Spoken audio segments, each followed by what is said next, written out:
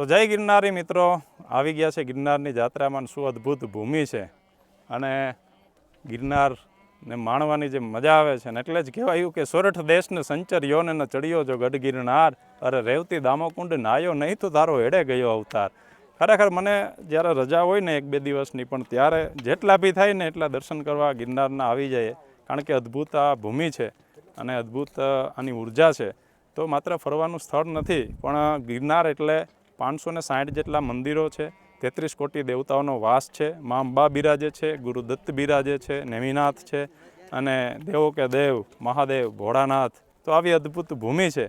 અને પેલું ડાયલોગ જે છે ને એવું કંઈક ફિલિંગ આવે કે ક્યાં સાલા સબ પૂરા મોહ માયા હૈ, ક્યાં સાથ में लेके आए थे क्या लेके जाओगे, आज जो तुम्हारा है वो कल किसी और का था, परसों किसी और का होगा.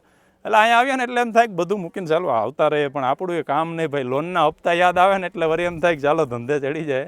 પણ આ તો સિદ્ધિ યોગીઓની ભૂમિ છે, અદ્ભુત આ ધરાળ છે. ખરેખર જીવનમાં અવશ્ય એક વખત પૂરા ગિરનારની યાત્રા બધાએ કરવી જોઈએ.